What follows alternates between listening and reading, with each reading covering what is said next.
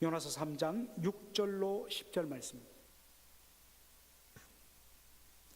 요나서 3장 6절로 10절 말씀.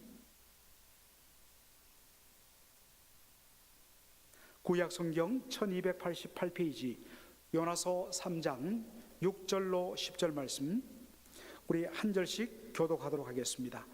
그 소문이 니느웨 왕에게 들림에 왕이 보좌에서 일어나 조복을 벗고 굵은 배를 입고 제에 앉으니라. 왕이 그 대신으로 더불어 조서를 내려 니느웨에 선포하여 가로되, 사람이나 짐승이나 소떼나 양떼나 아무것도 입에 대지 말지니 곧 먹지도 말 것이요 물도 마시지 말 것이며 사람이든지 짐승이든지 다 굵은 배를 입을 것이요 힘써 여호와께 부르짖을 것이며 각기 악한 길과 손으로 행한 강포에서 떠날 것이라. 하나님이 혹시 뜻을 돌이키시고 그 진노를 그치사 우리로 멸망치 않게 하시리라. 그렇지 않을 줄을 누가 알겠느냐 한지라. 다 같이요. 하나님이 그들의 행한 것 곧 그 악한 길에서 돌이켜 떠난 것을 감찰하시고 뜻을 돌이키사 그들에게 내리라 말씀하신 재앙을 내리지 아니하시니라. 아멘. 하나님께서 요나에게 니느웨 성에 가서 전하라 하신 말씀은 바로 이것이었습니다. 심판의 메시지였습니다.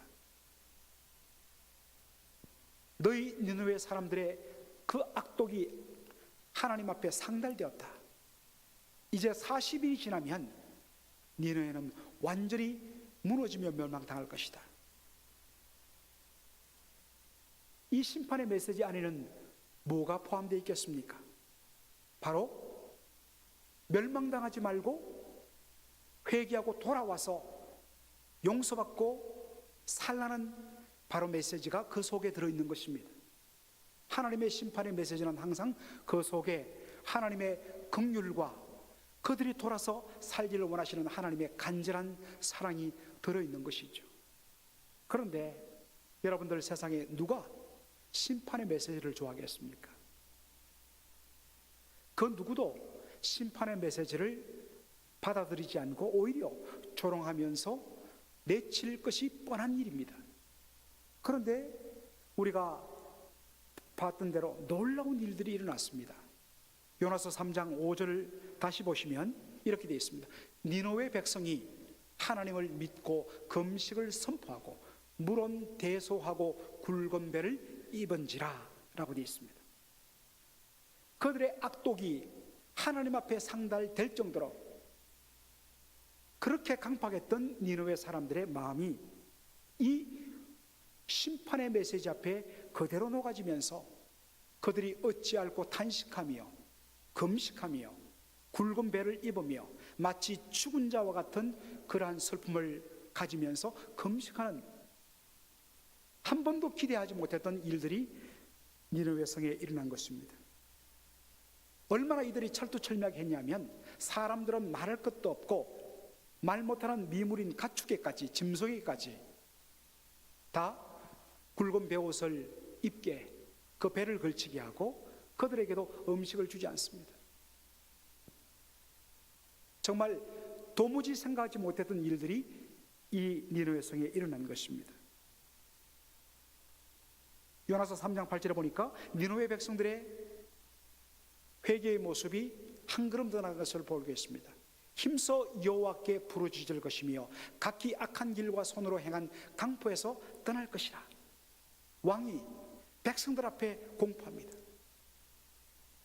어느 한 사람, 특정한 한 인물만 하나님 앞에 부르짖며 울면서 그 악한 길에서 떠나는 것이 아니라 모든 백성들이 한결같은 마음으로 하나님 앞에 부르짖을 것이라. 여러분, 하나님 앞에 힘써 부르짖는다는 것은 뭐겠습니까? 하나님이여 살려주옵소서, 하나님이여 불쌍히 여겨주옵소서. 우리가 잘 부르는 찬송가 338장 가사처럼 주 나를 박대하시면, 주 나를 박대하시면 나 어디 가리까? 하나님 불쌍히 여겨주옵소서, 살려주옵소서, 용서하여 주옵소서. 이게 부르짖는 것입니다. 그리고 굉장히 중요한 편인데, 악한 길과 손을 행한 강포에서 떠나라 라고 되어 있습니다. 각기 악한 길과 손으로 행한 강포에서 떠날 것이라. 여러분들 특별히 여기에 떠난다는 이 말 굉장히 중요한 말입니다. 우리 이 NIV 영어 성경에는 Let them give up their evil ways, 그들이 행했던 악한 길들, 악한 행동들을 give up, 포기하라, 그런 의미로 번역이 되어 있습니다만은 원래 이 말의 히브리어 단어 한번 보여주시겠습니다. 슈브라는 단어를 씁니다. 이 슈브라는 단어는 히브리 성경에서 너무나 자주 쓰이는 단어입니다. 이 말은 회개한다는 뜻입니다. 그런데 이 말의 원래 의미가 훨씬 더 우리에게 다가옵니다. 회개란 뭐냐? 바로 turning back, 돌아서는 것이다. 옛날에는 하나님을 아예 무시하고 내가 내 인생의 주인이 되어서 내 멋대로 살던 그 삶에서, 그 어둠의 삶에서 돌아서서 빛으로 돌아서는 것이고, 악한 길을 떠나서 살아계신 하나님께로 돌아서는 것, 이게 슈브란 것입니다. 이게 회개란 것입니다. 각기 자기가 행한 악한 길과 손으로 행했던 그 강포한 피 묻은 죄악에서 돌아서라는 것입니다.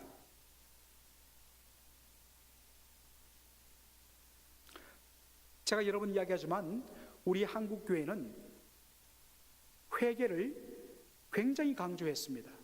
요즘에는 회개가 많이 약해졌지만 옛날에는 회개를 굉장히 강조했습니다. 그리고 우리 정말 어르신들, 몇 대째 신앙생활했던 분들의 이야기를 들어보면 지금부터 뭐 한 40년, 50년 전에는 그 당시에는 다 나무 마룻바닥에 있지 않습니까? 그리고 이런 의자가 없고 다들 이 방석을 깔아서 예배를 드렸지 않습니까?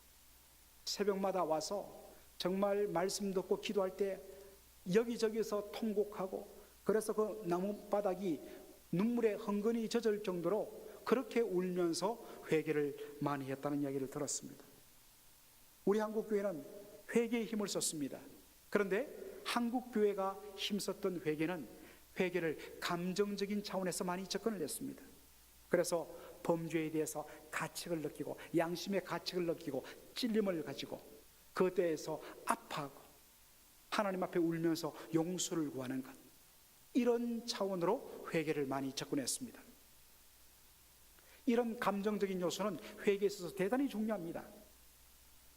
양심의 찔림을 받고 하나님 앞에 불쌍히 해달라고 울면서 매달리는 것, 이건 하나님의 은혜 없이는 할 수 없습니다. 어떻게 그렇게 쇼를 하고 어떻게 연극을 내서 눈물을 흘릴 수 있겠습니까? 물론 그런 사람도 있겠죠. 그러나 진정한 의미의 양심의 가책과 죄로 인해서 찔림을 받고 이것이 너무나 고통스러워서 하나님 앞에 통곡하는 것은 하나님 은혜가 없이는 불가능하다는 것입니다. 그래서 우리 예수님께서 산상수훈에 뭐라고 말씀하십니까? 애통하는 자는 복이 있다 했습니다. 애통하는 자가 복이 있다. 시편 51편 17절에 보니까 다윗이 뭐라고 고백합니까? 하나님이 구하시는 제사는 상한 심령이라. 만일에 하나님께서 원하시는 제사가 그냥 제물을 바치는 것이었다면 왕인 내가 수많은 제물을 하나님 앞에 바쳤을 것인데, 진정한 의미의 자신의 죄를 뉘우치고 그것 때문에 아픔 없이 단순히 의식적으로 만만의 강수 같은 기름을 바치고 태우는 것은 하나님이 받지 아니하시는 제사라 했습니다. 그런 가시적인 제사 앞서 반드시 요구되는 것이 뭐냐? 상한 심령이라고 했습니다. 깨어진 심령, 자신의 범죄로 인해서 너무나 마음이 갈리갈리 찢어지고 아파하면서 이것 때문에 하나님의 영광이 그려지고, 이것 때문에 하나님의 그 영광이 정말 사람들 앞에 가로막히고, 이것 때문에 수많은 사람들이 고통당하고, 내가 이런 죄를 범했다고 해서 그것 때문에 아파하는 찢어진 마음, broken heart, 이것을 우리 하나님께서 기뻐 받으시는 제사라 했습니다. 하나님은 상하고 통회하는 심령, 자신의 죄 때문에서 정말 진심으로 찢어지는 가슴으로 아파하는 그 심령의 기도를, 회개를 하나님 기뻐하신다 했습니다. 이처럼 회개에 있어서 감정적인 요소는 대단히 중요한 것입니다. 그러나 여러분, 회개의 이 감정적 차원은 회개의 과정이지 회개의 완성이 아니란 것입니다. 회개는 반드시 하나님께서 우리 영혼 속에 만들어주신 지정의 이 단계를 반드시 거치하지 온전한 회개가 됩니다. 언제나 회개의 시작은 성령께서 우리의 영혼 속에 하나님의 생명의 말씀을 비춰줄 때입니다. 말씀의 거울 앞에 빛이 비치면서 그 말씀의 거울 앞에 비로소 나의 실체를 발견했을 때, 그전에는 자기가 범하는 것이 죄가 아닌 것으로 생각했고 별 양심의 가책이 없었는데, 어느 순간에 말씀이 들리고 그 말씀이 자신의 영혼에 환하게 비치는 것을 보고 그 말씀의 거울 앞에 드러난 자신의 추한 실체를 보고 자신의 영혼 속에서 썩어 시궁창 냄새가 나고 정말 더러워도 이렇게 더러울 수 없는 정말 걸레 같은 그러한 자신의 영혼을 발견할 때, 그것을 인해서 악소리를 내면서 정말 그때로부터 회개가 시작되는 것입니다. 언제나 회개는 말씀과 성령의 은혜 가운데서 자신이 하나님 앞에 어떤 존재임을 인식하고 발견하는 데 있습니다. 그 다음에는 자연스럽게 감정주의 부분으로 넘어가죠. 자신의 죄로 인해서 고통하고 아파하고 상한 심령이 되고 정말 이것 때문에 하나님의 영광이 가려지고 이것 때문에 고통당했을 수많은 사람들을 생각하니까 견딜 수 없는 마음이 되는 것이지. 그래서 애통합니다. 그것 때문에 눈물을 흘립니다. 그것 때문에 괴롭습니다. 그런데 회개는 여기서 끝나지 않습니다. 진정한 회개의 완성은 의지적인 결단으로 나가게 되어 있습니다.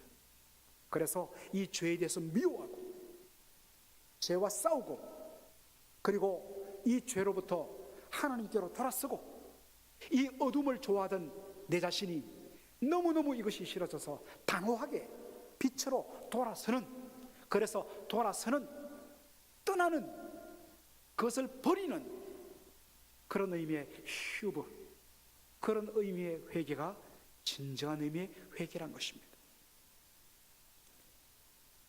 이처럼 회개는 지정의가 함께 동반되어야지 참 회개가 됩니다.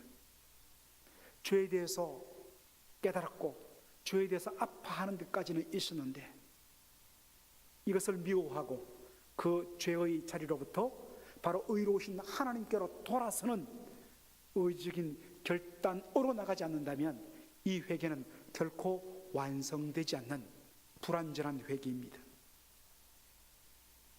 그것으로 인해서 눈물을 흘림으로 감정적인 카타르시스는 일어날지 몰라도 결코 하나님 앞에서 진정한 의미의 회개는 되지 못한다는 것입니다. 제가 슈브라는 단어를 통해서 말씀드렸지만 회개의 원어적인 의미는 방향의 전환입니다. 잘못된 방향으로 가다가 그것이 잘못된 것을 알고 아파하면서 올바른 길로 돌아서는 것입니다. 돌아서기 위해서 요구되는 것이 뭡니까? 바로 기복, 버리고 그것을 떠나는, 그것을 향해서 단호하게 던져버리고 도망치는 바로 결단이 요구된다는 것입니다. 니느웨 사람들이 하나님 앞에 부르짖으며 자신들의 손과 발로 행했던 그 악한 길에서 그들이 떠났다 했습니다. 돌아섰다 했습니다. 이것을 보신 하나님의 반응이 무엇입니까? 10절에 보시겠습니다. 10절 요나서 3장 10절에 하나님이 그들의 행한 것 곧 그 악한 길에서 돌이켜 떠난 것을 감찰하시고 뜻을 돌이키사 그들에게 내리라 말씀하신 재앙을 내리지 아니하시니라 했습니다. 하나님께서 니느웨 사람들이 아파할 뿐만 아니라 부르짖을 뿐만 아니라 금식할 뿐만 아니라 그 그들이 악한 길에서 떠난 것을 감찰하셨다 했습니다. 그래서 하나님께서 그들에게 내리고자 작정했던 재앙들을 내리지 않고 거두시는, 용서해 주시는 것을 말씀해 주십니다. 특별히 여기서 우리가 주목해야 할 단어가 바로 감찰하다는 말입니다. 이 감찰이란 말의 원어적인 의미는 바로 우리의 마음속을 꿰뚫어 보는 겁니다. 우리가 그냥 손으로는 깨끗하게 씻기만 하면 별 문제 없어 보입니다마는, 여기에서 표본을 떠갖고 현미경에 딱 갖다 대면 그 속에 각종 대장균, 병균들이 꾸물꾸물거리는 것을 보게 되지요. 우리의 육안으로는 보이지 않는데 현미경으로는 보인다는 것입니다. 하나님께서 우리의 마음과 영혼을 감찰하신다는 이 말은 심지어 우리의 마음속 뒤편에 숨은 그 숨은 동기까지 하나님께서 꿰뚫어 보고 계신다는 것입니다.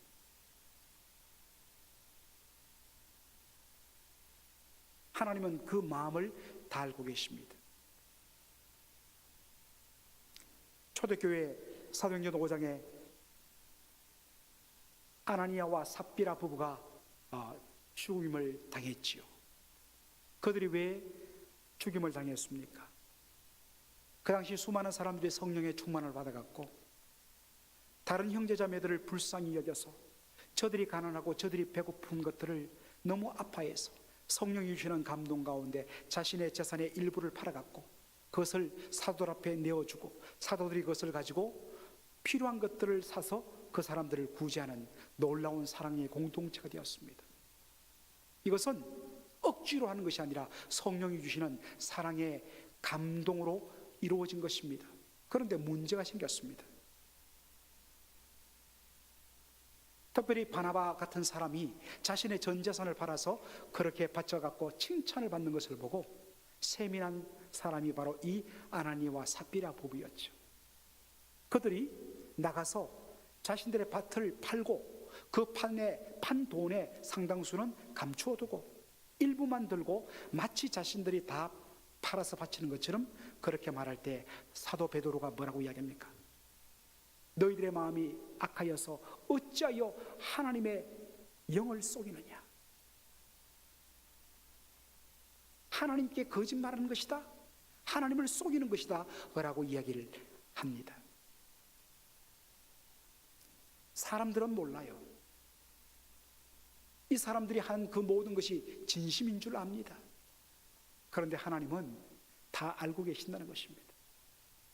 하나님을 속여서는 안 되죠. 언젠가는 그것이 드러나게 되어 있습니다. 그러므로 우리가 신앙생활할 때 좀 부족하더라도 좀 연약하면 연약한 대로, 아직은 요거밖에 안 되면 요거밖에 안 되는 대로, 내 모습 이대로, 있는 모습 그대로 주님 부족합니다, 불쌍히 여겨 주옵소서, 더 은혜 주셔서 더 감당하게 하옵소서, 아직은 제가 그 정도가 되지 못합니다. 있는 모습 그대로 하나님 앞에 왜 그렇게 해야 됩니까? 하나님은 우리의 모든 것을 감찰하시는 분이기 때문입니다. 사람의 눈을 속일 수는 있어도 우리의 영혼을 꿰뚫어 보시며 우리의 마음의 숨은 동기까지도 이미 다 간파하시는 하나님의 눈을 속일 수는 없는 것입니다. 그런데 이 니느웨 백성들이 바로 이 하나님의 감찰하시는 눈을 통과했다는 것입니다. 이들이 금식하고 이들이 베옷을 입고 그 악한 길에서 떠나고 돌이키고 결단하는 이 모든 것들이 일시적인 쇼가 아니고 잠시 이 심판을 어떤 면에서는 모면하기 위해서 그들이 일시적으로 꾸며낸 것이 아니라 진심으로 아파하고 진심으로 부르짖고 그리고 그 악한 길에서 정말 결단하고 떠나는,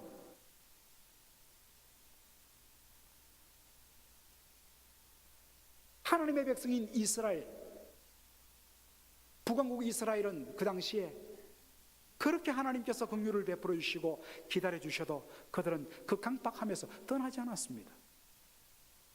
그런데 이방인이고 하나님 앞에 그 악독이 상달되던 이 패역한 니느웨 사람들은 하나님 보시기에 진심으로 회개하는, 죄에 대한 깨달음, 그 죄에 대해서 아파하면서 애통함, 그리고 의지적인 결단으로서 그 죄로부터 살아계신 하나님께로 돌았으며 불의한 길에서 의로운 길로 돌아서는, 버리고 떠나고 돌아서는 진정한 회개를 온전히 열매 맺는 것을 보시고 감찰하시는 하나님의 눈앞에 그것이 진심으로 인정되었다는 것입니다. 그래서 하나님께서 그들을 긍휼히 여기시고 그들에게 내리고자 한 재앙을 거두어 주셨다는 것입니다. 진정한 의미의 회개가 굉장히 중요합니다. 역대하 7장 14절이 정말 우리 성도들이 해야 할 참된 회개가 무엇인지를 우리에게 도전하고 있습니다. 여러분들 다 같이 말씀을 한번 읽도록 하겠습니다. 시작. 내 이름으로 일컫는 내 백성이 그 악한 길에서 떠나 스스로 겸비하고 기도하여 내 얼굴을 구하면 내가 하늘에서 듣고 그 죄를 사하고 그 땅을 고칠지라. 아멘. 내 이름으로 일컫는 내 백성, 이름은 하나님의 백성이고 이름은 구원받은 하나님의 백성이고 이름은 주의 자녀고 주의 제자인데 지금 어떤 길을 갖고 있습니까? 아버지 하나님의 의로우심과 선하심을 따라 아버지를 뒤따라 아버지와 동행하는 삶이 아니라 이름은 하나님의 이름으로 일컫는 하나님의 백성인데 하나님 이름이 걸린 삶을 사는 것이 아니라 하나님과는 전혀 관계없는 그 길로 가고 있다는 것입니다.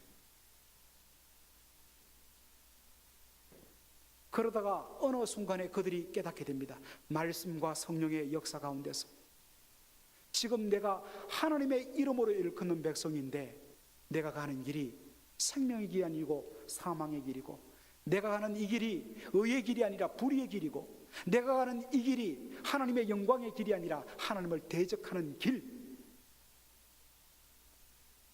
그것을 깨닫게 됩니다. 그럴 때 일어난 일이 뭐냐? 바로 겸비한 것입니다. 애통해하고 상한 심령이 되고 그 다음에 철두철미하게 내가 죄인인 것을 알고 엎드리는 것, 이게 겸비입니다. 이게 진짜 하나님 앞에 자기를 낮추는 것입니다. 그리고 그 악한 길에서 떠나는 것입니다. 의지적으로 결단하는 것입니다.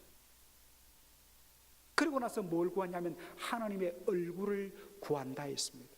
이 하나님의 얼굴을 구하는 것이 바로 회개의 정점입니다. 여러분 이야기했지만 하나님의 얼굴이란 것은 바로 하나님의 얼굴이란 말은 The presence of the Lord, 주님의 임재로 그렇게 번역됩니다. 하나님의 얼굴을 바라보고 구한다는 것은 바로 하나님의 임재 안으로 들어가는 것이고 하나님의 주권을 인정하는 것이고 하나님의 통치 속으로 들어가는 것을 말합니다. 이게 진짜 임재입니다. 그래서 죄를 깨닫고 아파하고 겸비한 가운데 그 악한 길에서 떠나고 적극적으로는 하나님의 통치 아래 가여서 하나님이 이제 온전히 나를 다스려 주옵소서, 내가 주의 말씀 속에 온전히 순복하겠습니다. 이것이 하나님의 얼굴을 구한다는 의미입니다. 그때에 하나님께서 하늘에서 들으시고 그들의 죄를 용서하시고 그들의 죄로 말미암아서 바로 저주받고 심판받고 징계받던 그 땅, 그들의 삶을 하나님께서 고쳐주시고 회복시켜 주실 것이라 말씀하시는 것입니다. 이게 회개입니다. 악한 길에서 떠나 마음이 겸비해지고 그리고 하나님의 얼굴을 구하는 것, 이것을 신약적인 의미로 표현하자면 뭐가 되겠습니까? 바로 회개에 합당한 열매를 맺는 것입니다. 진짜 회개했다면 눈물 자국만 있는 것이 아니라 마음을 아파하면서 애통하는 가슴침이 있는 것이 아니라 더 나아가서 회개에 합당한 열매를 맺어야 한다는 것입니다. 회개에 합당한 열매는 눈물이 아닌 실제적인 결단으로 연결되어야 한다는 것입니다. 악한 길에서 돌아서는 것이고 의와 거룩을 추구하는 열매로 비로소 그 회개가 확인된다는 것입니다. 세례 요한이 요단강에서 회개를 위한 세례를 선포하며 세례를 줄 때에 수많은 사람들이 그 앞에 나왔습니다. 그럴 때 세례 요한이 뭐라고 이야기합니까? 너희들이 임박한 진노를 피할 목적으로 세례를 받지 말라. 하나님의 진노를 피하기 위한 임시 방편으로서 회개의 세례를 받지 말라. 그러면서 진짜 회개하고 세례 받는 것이 뭐냐를 이야기합니다. 마태복음 3장 8절로 9절 말씀. 그러므로 회개에 합당한 열매를 맺고, 그냥 물속에 한번 붕당 들어갔다 나오고 눈물을 흘리는 것으로 회개가 된다는 것이 아니란 것입니다. 회개에 합당한 열매를 맺어야 된다는 것입니다. 세례 요한이 구한 것은 바로 회개에 합당한 열매였습니다. 같은 사건이 나오는 누가복음 3장에 보니까 구체적으로 세례 요한이 사람들에게 회개에 합당한 열매를 맺으라 했을 때 그 회개에 합당한 열매가 무엇인지를 설명합니다. 무리가 물어가로되 그러면 우리가 무엇을 하리까? 그 앞에 있는 사람들에게 이야기합니다. 대답하되 옷 2벌이 있는 자는 옷 없는 자에게 나눠줄 것이요 먹을 것이 있는 자도 그렇게 할 것이라. 이게 회개란 것입니다.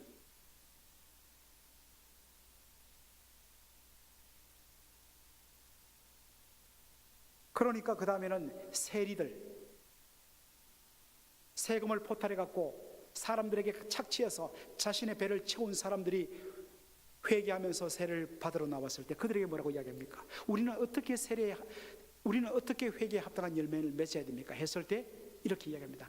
선생이여, 우리는 무엇을 하리까? 가로되 정한 새 외에는 넉증치 말라. 로마 당국에서 너희들이 백성들에게 예를 들어서 10%만 받으라면 10%만 받으라. 너희 배를 채우기 위해서 20%, 30%, 40% 착취했고 너희 배에 채우지 말라. 이게 회개에 합당한 열매다. 그러자 마음이 찔린 군인들이 우리는 어떻게 해야 되겠습니까? 했을 때 14절에 이야기합니다. 군병들도 물어가로되 우리는 무엇을 하리까? 하매 가로되 사람들에게 강포하지 말며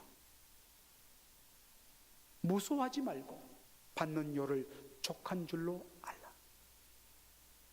사람들에게 뒤집어 씌워갖고 거짓으로 고발 고소해갖고 그래서 사람들 피눈물 쏟으며 착취하지 말고 너희들 받는 그 월급이 있지 않느냐, 그것으로 족한 줄 알아라. 이게 회개에 합당한 열매라는 것입니다. 하나님은 오늘 우리에게도 동일한 것을 요구하십니다. 정말 회개하는 것이냐? 그러면 악한 길에서 떠나라. 하나님의 얼굴을 구하라. 하나님의 임재와 하나님의 통치 속으로 들어가라. 순복해라. 진짜 회개하고 합한다면 그 합한 것에 대한 합당한 회개의 열매가 있어야 된다는 것입니다. 그럴 때 하나님께서 우리의 마음속에 있는 진정한 회개의 돌이킴과 열매를 보시고 그것을 감찰하시는 하나님께서 비로소 용서해 주시고 비로소 우리를 회복시켜 주시고 고쳐 주신다는 것입니다. 사랑하는 성도 여러분, 요즘 여러분들의 회개의 삶은 어떻습니까? 말씀을 들었을 때 그것 때문에 찔리고 아파하고 맞아 이래서는 안 되지 라는 그러한 마음의 감동은 있었지만 여전히 그 감동과 찔림과 아픈 감정적인 부분에만 머물러 있지는 않습니까?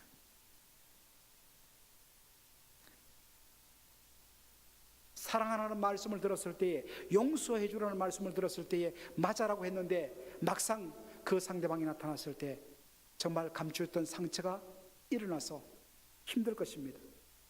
그러나 진정한 회개는 감정을 뛰어넘어야 합니다. 내 마음이 움직여서 하는 것이 아니라 주께서 하라 하셨기 때문에 주여 떠납니다. 내 마음을 묶고 있던 이것을 벗어버립니다. 주께로 갑니다. 미움에서 용서로 갑니다. 분노에서 사랑으로 돌아가겠습니다 하고 손을 내미는 것, 거기까지 가야지 진정한 회개가 된다는 것입니다. 그 악한 길에서 떠나지 못하고서 계속적으로 반복적으로 죄를 범하고 있지는 않습니까? 사랑하는 성도 여러분, 죄를 깨닫는 것도 하나님의 은혜가 아니면 성령께서 말씀 가운데 우리에게 조명해 주지 아니하시면 불가능하고, 우리가 그 죄에 대해서 아파하는 것도 성령의 감화 감동 없으면 불가능한 일이듯이 마찬가지로, 더군다나 그 악한 길에서 떠나서 하나님이 기뻐하는 그 길로 완전히 돌아서는, 이거는 더더욱이나 우리의 힘과 우리의 의지만으로서는 될 수 없는 일입니다. 안 됩니까? 정말 성령님이여 나를 완전히 지배하여 주옵소서. 성령의 충만을 받지 않고서는 제가 일 감당하지 못합니다. 그것 때문에 여러분들 딴 것 다 내려놓고 주여 성령 충만 주시옵소서. 그것 때문에 안 나오던 새벽도 나오고, 심지어는 목사님 문 좀 열어주세요 해서 밤에도 나와서 기도하고, 반드시 어떤 그러한 것을 꼭 하라는 이야기가 아니라 그 정도로 하나님의 은혜를 사모하고, 내 힘으로 안 된다, 성령의 능력을 받아야 된다, 주의 은혜로 충만해져야 된다. 아무리 내가 결심하고 결단하더라도 또 보면 내 마음이 돌아가는 것을 알기 때문에 내 힘으로 할 수 없다. 주님 은혜를 주옵소서. 온전히 이것 때문에 정말 옛날에 우리 기도원 가서 일주일 내내 나무 뿌리 붙들고 그렇게 씨름하며 울면서 기도했던 그 심정으로 주의 은혜를 사모하면서 정말 주께로 돌아가 회개에 합당한 열매를 맺고 주님이 치유하시는 그러한 삶의 은혜를 누리는 저와 여러분 되기를 주의 이름으로 축원합니다. 아멘.